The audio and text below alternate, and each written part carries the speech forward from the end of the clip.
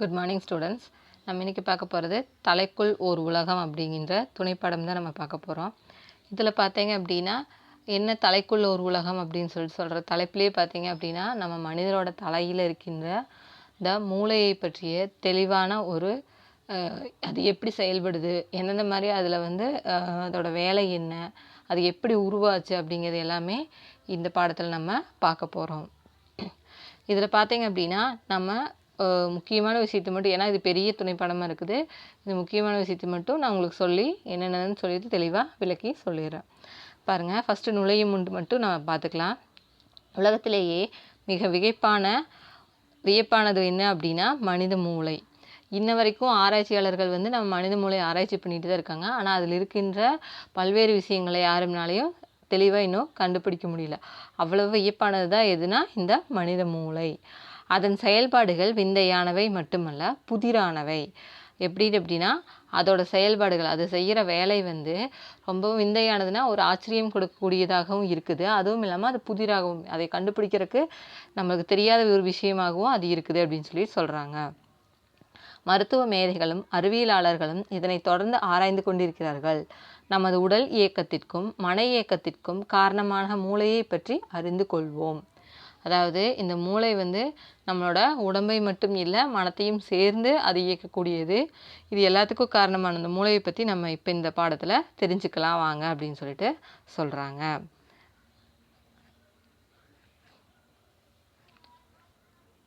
பாருங்க, இந்த பிரபஞ்சத்திலேயே மிகவும் அடர்த்தியான சிக்கலான ஒரு பொருள் எதுவென்றால் அது நம் மனித மூளைதான்.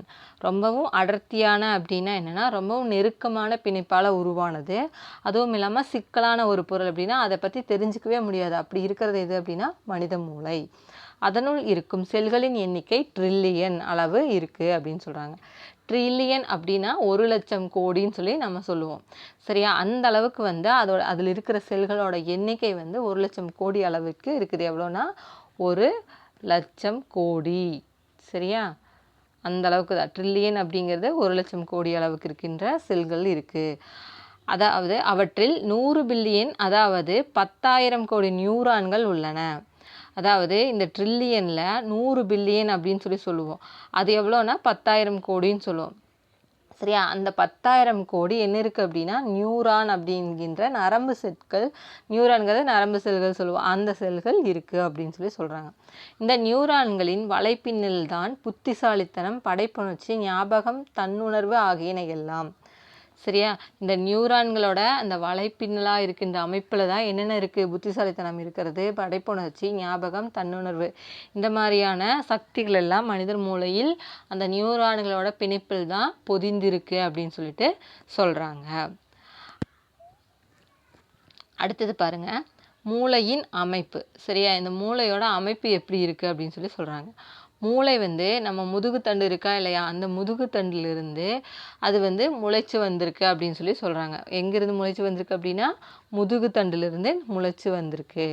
அதுக்கப்புறம் பார்த்திங்கன்னா இது நம்ம தண்டோட மடிப்பை, நம்ம தண்டு இருக்கா இல்லையா, இப்போ முதுகில் மேலேருந்து தலையோட கீழ்ப்பகுதியிலேருந்து கீழே வரைக்கும் இருக்குது. ஆனால் அவங்க என்ன சொல்கிறாங்க அப்படின்னா இந்த தண்டோட வளர்ச்சி தான், அதாவது இந்த முதுகு தண்டு நல்லா வளர்ந்து அந்த தலைப்பகுதிக்கு வந்த பின்னாடி, அதாவது இப்படி நம்ம மனிதனோட பின்பக்கத்துலேருந்து இப்படி மேலே வருதா இல்லையா, இந்த பின்னாடி வர்ற அந்த மடிப்பாக உருவாகித்தான் இந்த இடத்துல மூளையாக உருவாகுது அப்படின்னு சொல்லிட்டு சொல்கிறாங்க.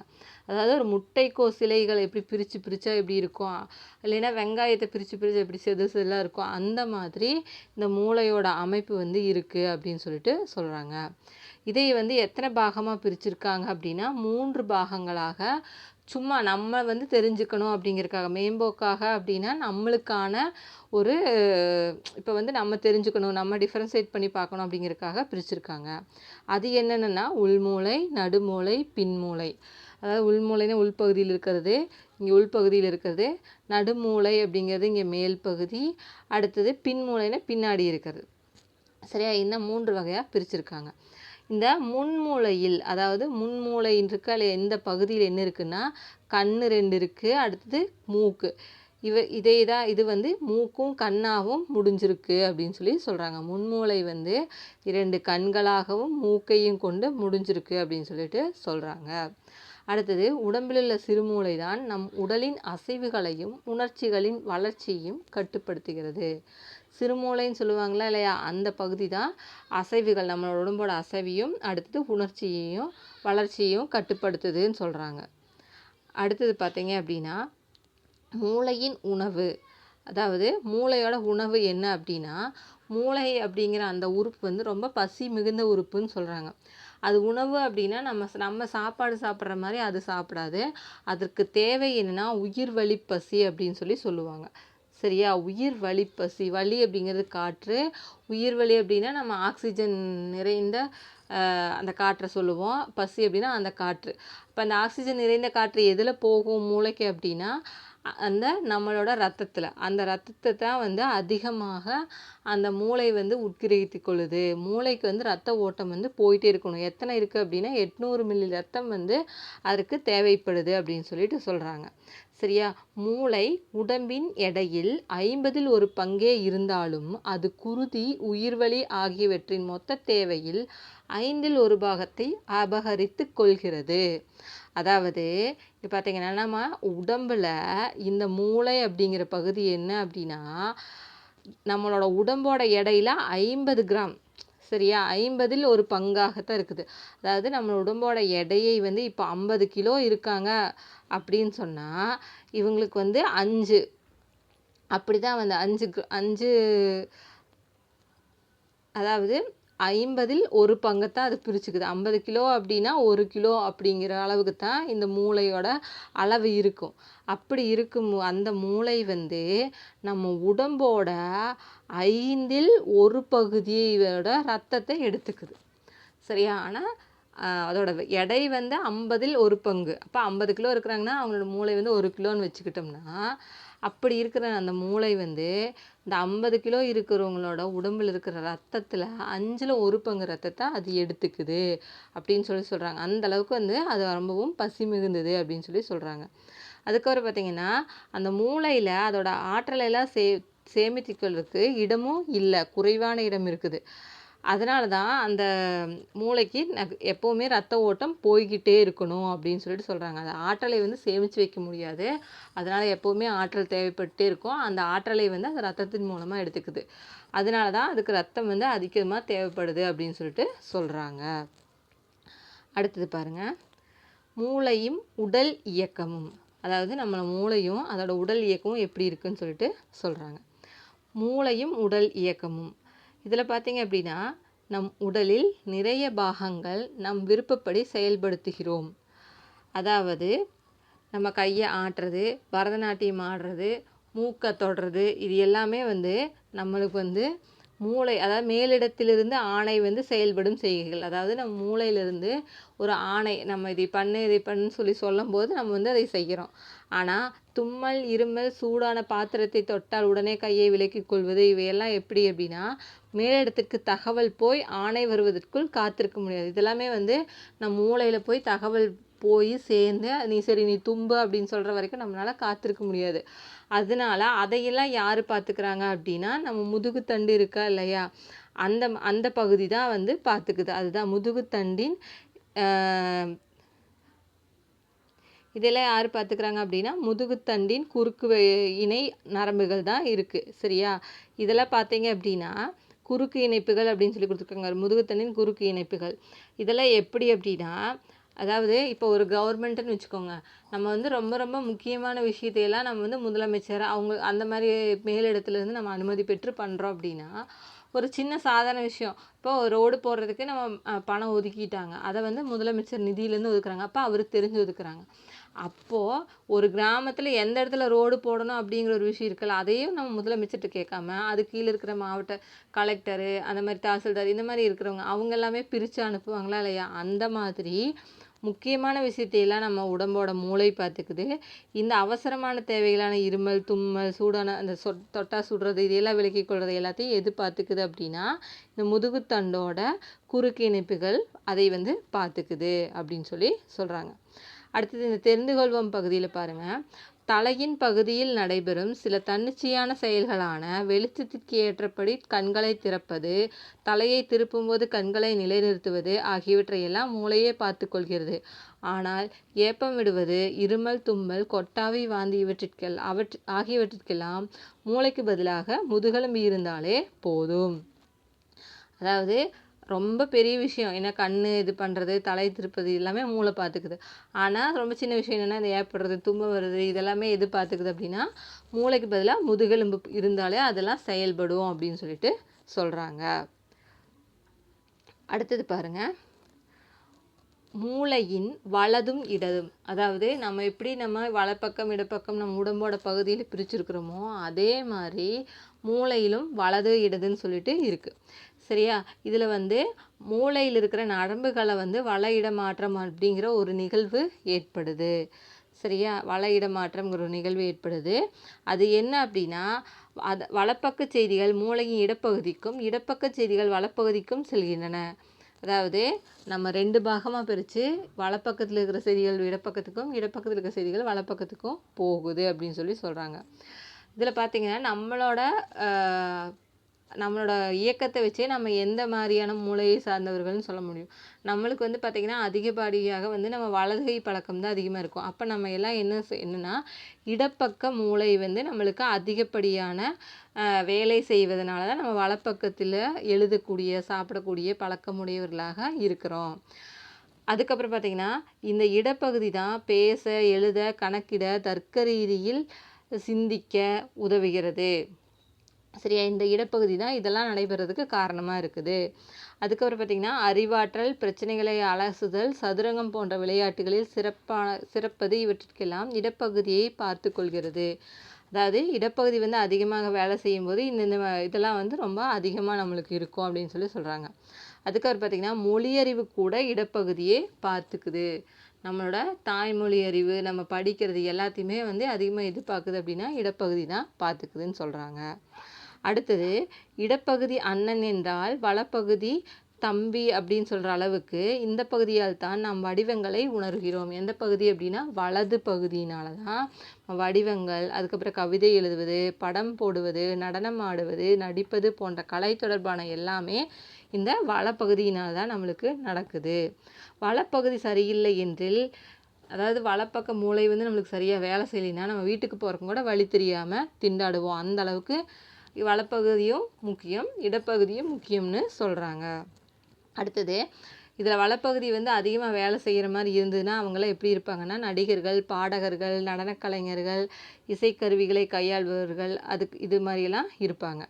அதுக்கப்புறம் பார்த்திங்கன்னா அது வலப்பகுதியில் இருக்கிறவங்க. இடப்பகுதியில் அதிகமாக வேலை செய்கிறவங்களாக இருந்தாங்கன்னா எப்படி இருப்பாங்கன்னா நல்லா பட்டய கணக்கர்கள், அதாவது நல்ல ஒரு படிப்பில் சிறந்தவங்களாக இருப்பாங்க. அடுத்தது கணக்காசிரியர்கள், நல்லா ஐஏஎஸ் ஆஃபீஸர், இதெல்லாம் அதாவது அவங்களுக்கு ஞாபக சக்தி இன்னும் அதிகமாக இருக்கக்கூடிய தன்மை இருக்கிறவர்களாக இருப்பாங்க. அடுத்தது பார்த்திங்கன்னா இடப்பக்கமும் வலப்பக்கமும் சரியாக வேலை செய்கிறவங்களும் இருக்கிறாங்க அப்படின்னு சொல்லிட்டு சொல்கிறாங்க. அடுத்தது பார்த்தோம் அப்படின்னா மூளையும் உணர்வுகளும். நம்ம மூளையும் அதோட உணர்வுகளும் எப்படி இருக்குன்னு சொல்லிட்டு நமக்கு சொல்கிறாங்க. நம்மில் எத்தனை உணர்ச்சிகள் உள்ளன என சிந்தித்து பாருங்கள். அதாவது நம்ம மனிதராக பிறந்திருக்கோம், நம்மளுக்குள்ளே எத்தனை வகையான உணர்வுகள் இருக்குது அப்படின்னு சொல்லிட்டு கொஞ்சம் யோசிச்சு பாருங்கள். நம்மளுக்கு தெரிஞ்சது என்னென்னா கோபம், பாசம், அன்பு, வியப்பு, வெறுப்பு, இது எல்லாத்தையுமே நம்ம உணர்ச்சியை நம்ம முகத்தில் காமிச்சிடுறோம். ஆனால் மனிதனுக்குத்தான் முகத்தில் உணர்ச்சிகளை காட்டும் திறமை அதிகம். அதாவது மற்ற எல்லா விலங்கையை விட நம்ம மனிதர்களுக்கு தான் முகத்தில் அந்த உணர்ச்சிகளை காட்டும் திறமை அதிகமாக இருக்குது. அது என்ன அப்படின்னா கோபம், சரியா? இந்த கோபம், பயம், இந்த மாதிரியான உணர்ச்சிகள் எல்லாமே நம்ம மனிதர்கள் அதிகமாக நம்ம காட்டுறோம் அப்படின்னு சொல்லிட்டு சொல்கிறாங்க. ஆனால் இதை கோபம், பயம் போன்ற ஒன்றிரண்டைத்தான் மிருகங்களால் காட்ட முடியும். அதாவது நம்மளுக்கு பாசத்தை காட்ட தெரியும், வியப்பை காட்ட தெரியும், இது எல்லாத்தையும் காட்ட தெரியும். ஆனால் மிருகங்களுக்கு எதை காட்ட தெரியும் அப்படின்னா கோபம் அப்புறம் பயத்தை தான் காட்ட முடியும். மற்றபடி மனிதன் போல் நவரசங்களையும் காட்ட முடியாது. இப்போ நம்ம 9 வகையான இருக்குதுன்னு சொல்கிறோமா இல்லையா, நம்ம உணர்வுகள்னு சொல்லுவோமா இல்லையா, அந்த உணர்வுகளை எல்லாம் மனிதர் காட்ட முடியும். ஆனால் விலங்குகளால் 2ஐ மட்டும்தான் காமிக்க முடியும்னு சொல்கிறாங்க. அடுத்தது உணர்ச்சிகளின் பிறப்பிடம் மூளைதான். உணர்ச்சிகளோட பிறப்பிடம் எது அப்படின்னா மூளை தான் அப்படின்னு சொல்லி சொல்கிறாங்க. மூளை உடல் இரண்டும் இணைந்து செயல்படுவதால் வெளிப்படுவவை ஆகும். வெளிப்படுவதை தான் உணர்ச்சின்னு சொல்கிறாங்க. அதாவது மூளையும் நம்ம உடம்பும் இது ரெண்டும் சேர்ந்து செயல்படுவதால தான் வெளிப்படுறது உணர்ச்சிகள் அப்படின்னு சொல்லிட்டு சொல்கிறாங்க. இதில் பார்த்தோம் அப்படின்னா நம்ம ஒரே டைம் அந்த ஃபஸ்ட்டு இருந்து பார்த்ததை மட்டும் ஒரு ரீகால் பண்ணிக்கலாம். என்ன பார்க்குறோம் அப்படின்னா, இந்த மூளை அப்படிங்கிறது எந்த பகுதியிலிருந்து வந்ததுன்னா நம்ம முதுகுத்தண்டோட நீட்சியில் இருக்குது. இந்த மூளைங்கிறது ரொம்ப ரொம்ப முக்கியமான ஒரு உறுப்புன்னு சொன்னோம். இந்த உறுப்பு இல்லை அப்படின்னா நம்ம உடலோட செயல்பாடே அதிகமாக மறத்து போயிடும் அப்படிங்கிறது தான் முக்கியமான ஒரு விஷயமா நம்ம தெரிஞ்சுக்க வேண்டியது. இந்த மூளையிலே நிறைய வியப்பான விஷயங்கள்லாம் நடந்துகிட்ருக்கு. அது இன்னும் நம்ம ஆராய்ச்சியாளர்களால் கண்டுபிடிக்க முடியலை. அதுக்கப்புறம் பார்த்திங்கன்னா, இந்த மூளை வந்து அதிகப்படியான ரத்தத்தை வந்து அதாவது ஏன்னா அது ஆற்றலை நிறைய சேமிக்க முடியாத காரணத்தினால அதற்கு வந்து அதிகப்படியான ரத்தம் வந்து அதாவது குருதியோட்டம் வந்து அதிகமாக தேவைப்படுது அப்படின்னு சொல்லி படித்தோம். இதில் பார்த்திங்க அப்படின்னா அதுக்கப்புறம் பார்த்திங்கன்னா இதை வந்து 2 வகையாக பிரித்தோம். என்னென்னா வலது பக்கம் இடது பக்கம் அப்படின்னு சொல்லிட்டு பிரிச்சிருக்காங்க. அதாவது இடது பக்கம் அதிகமாக செயல்படுவதாக இருந்தால் அவங்க வந்து இடது மூளைக்காரங்களும், வலது பக்கம் அதிகமாக செயல்படுவது வந்து வலது பக்கம் செயல்படக்கூடிய மூளையுடைய ஆற்றலுடையவர்களாக நம்ம பார்த்தோம். இடது பக்கமாக இருந்தால் அறிவாற்றல் சிறந்தவங்களாக இருப்பாங்க. வலது பக்கமாக இருந்தால் பார்த்திங்கன்னா கலைகளிலும் கவிதை எழுதுவதிலும் அதாவது கலை போன்ற திறன்களில் சிறப்பாக இருப்பவர்களாகவும் இருப்பாங்கன்னு நம்ம சொல்லிட்டு பார்த்தோம்.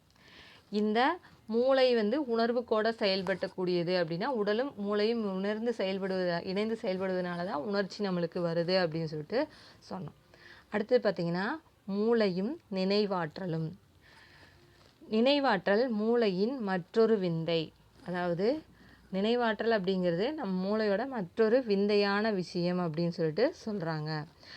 ஏறக்குறைய பிறந்த சில வருடங்களில் இருந்து வாழ்நாள் முழுவதும் பல செய்திகள் நமக்கு நினைவில் இருக்கின்றன. மனிதனின் நினைவாற்றலை ஒரு கணிப்பொறி அல்லது நூலகத்துடன் சிலர் ஒப்பிடுவார்கள். நம் புலன்களில் இருந்து வரும் செய்திகளை மூளை தற்காலிகமாக ஓரிடத்தில் போட்டு வைத்து கொள்கிறது. அதிலிருந்து தேர்ந்தெடுக்கப்பட்ட சில செய்திகள் குறுகிய நினைவுக்கு அனுப்பப்படுகின்றன.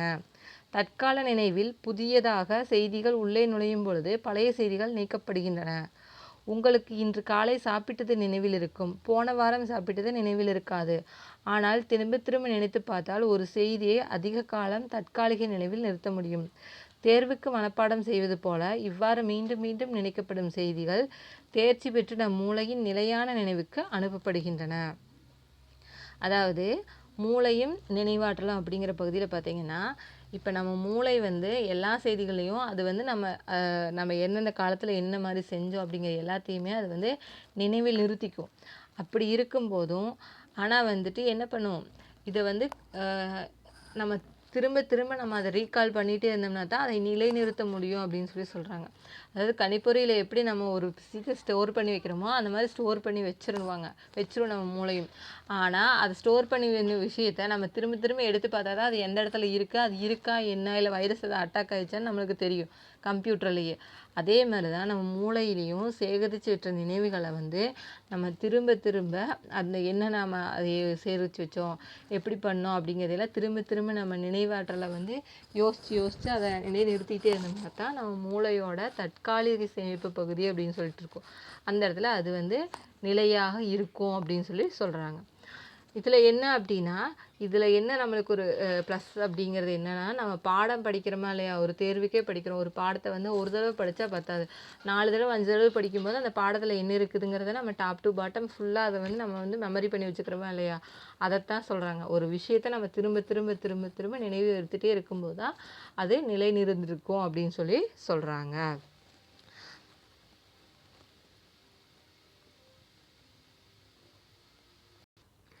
அடுத்தது மறதி என்பது தெரிந்து கொள்வோம் பகுதியில் பாருங்கள். மறதி என்பது சில நினைவுகள் மற்ற நினைவுடன் குறுக்கிட்டு அவற்றை அழிப்பது என்று சிலர் கருதுகின்றனர். பொதுவாக நாம் உயிர் வாழ தேவையான செய்திகளை நாம் விரைவில் மறைப்பதில்லை. நம் பெயர், நம் நண்பர், உறவினர், மேலதிகாரிகளின் பெயர், வீட்டுக்கு போகும் வழி இவற்றையெல்லாம் நாம் விரைவில் மறப்பதில்லை. அதாவது மறதி அப்படின்னா என்ன அப்படின்னா, நம்ம நிறைய விஷயங்களை வந்து சேகரிச்சிட்டே இருக்கிறோமா இல்லையா, அப்படி சேகரிச்சிட்டே இருக்கும்போது ஒரு புதிய விஷயம் உள்ளே போகும்போது அந்த பழைய விஷயம் வந்து அழிஞ்சிருது அப்படின்னு சொல்லிட்டு சொல்கிறாங்க. ஆனால் அப்படி இல்லை. நம்ம வந்து நம்ம பேர், நம்மளோட நண்பர், நம்ம மேலதிகாரி, நம்ம வேலை செய்யறோம்னா அவரோட நம்மளுக்கு மேலே இருக்கிற அதிகாரி பெயர், இவங்கெல்லாம் பார்த்தீங்கன்னா நம்ம திரும்ப திரும்ப திரும்ப இதை வந்து நம்ம ஞாபகப்படுத்திட்டே இருக்கிறோம், சொல்லிகிட்டே இருக்கிறோம். அப்படி இருக்கும்போது அது வந்து நம்ம மூளையில் சேவ் ஆயிடுது. அதே மாதிரி எல்லா விஷயத்தையும் நம்ம வந்து நினைவுபடுத்திட்டே இருந்தோம்னா நம்ம மூளையில் அது இருக்கும், என்றைக்கும் அழியாது அப்படின்னு சொல்லிட்டு சொல்கிறாங்க. ஓகே ஸ்டூடெண்ட்ஸ், இன்றைக்கி இது வரைக்கும் பார்த்துருக்கோம். நம்ம மூளை எப்படி உருவாச்சு, அது எப்படி பிரிச்சிருக்கிறாங்க, அதோட செயல்பாடுகள் எப்படி, அது உணர்வு கூட எப்படி தொடர்புபட்டிருக்கு, மூளையும் நினைவாற்றலும் எப்படி இருக்குது, அந்த நினைவாற்றலுங்கிறது என்ன, அதை நம்ம எப்படி வந்து நிலைநிறுத்திக்கணும் அப்படிங்கிறது எல்லாத்தையுமே இதன் வழியாக நம்ம பார்த்தோம். இன்னும் மீதி பகுதியை அடுத்த வகுப்பில் பார்க்கலாம். Okay students, thank you.